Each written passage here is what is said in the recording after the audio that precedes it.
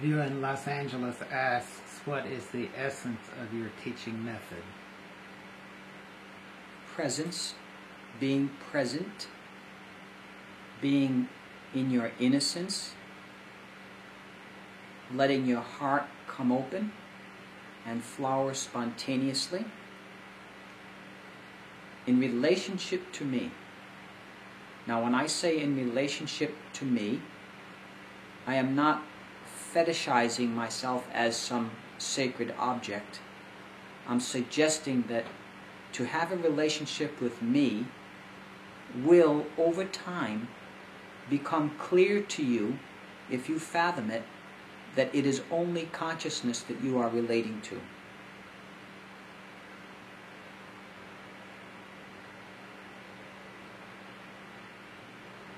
The best method, if you want to call it that, or approach with me, is to simply be focused completely and in this moment on our time together. If your mind is wandering, if you're restless, then bring it back into the focusing that you are capable of, and let that focusing become a meditation for you. Let meditation happen. Give it a chance to happen.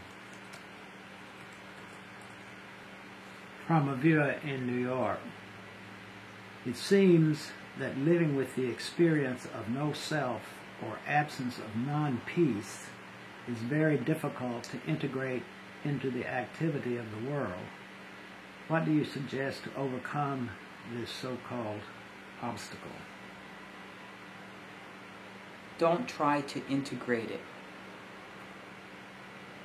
If what you say is true, that you are living without a sense of self, and that there is no non-peace in it, or to say that affirmatively, it is a state of peace, seemingly, then there's nothing that you need to overlay on top of that.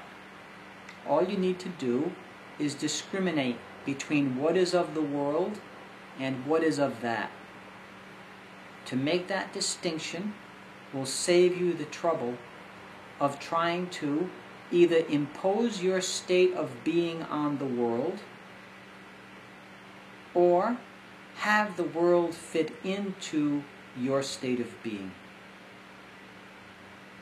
As soon as an agenda arises, you've adopted a strategy. In every strategy, there is some amount of force.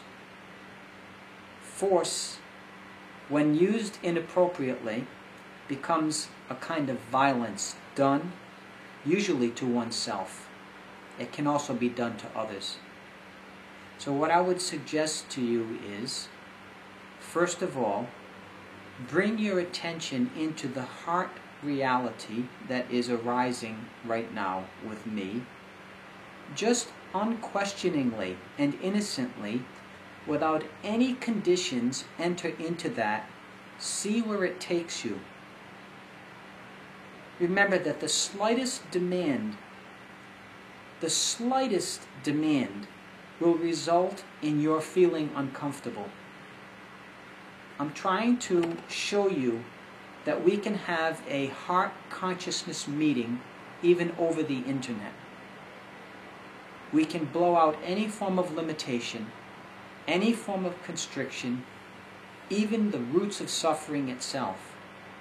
But for that to happen, you need to approach me in the way that I suggest, which is always with innocence, with compassion, with gentleness, respect, and with that sense of awe that always surrounds topics of expanding consciousness.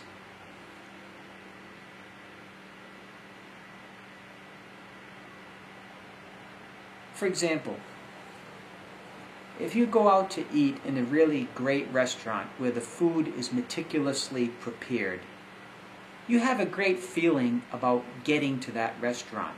There's a kind of anticipation. There's even an imaginative wondering about what the food is going to taste like that evening. Now that you're going with all your friends, you're going to have a wonderful time in good company, enjoying this wonderful preparation. I am also offering you a preparation. And in the way that you approach that, you will determine how you receive it, the degree to which you enjoy it. If you're going to that restaurant, driving, and on the way you're in a really bad mood, you're not prepared to go to that restaurant. You're not prepared to taste the food. But if you're in the company of friends, you are all enjoying each other in a spontaneous spirit of sharing. You all know you're headed to this wonderful place to eat. You begin to have a really great feeling, and the experience starts to begin even before you taste the food.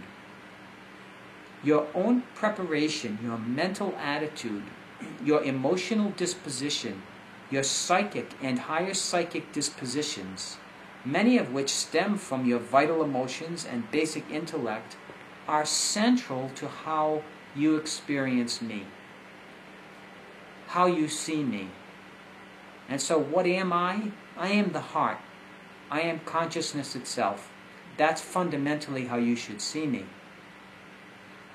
Not as someone who can help figure things out either about the universe or about yourself, the problems you might be having, and so forth.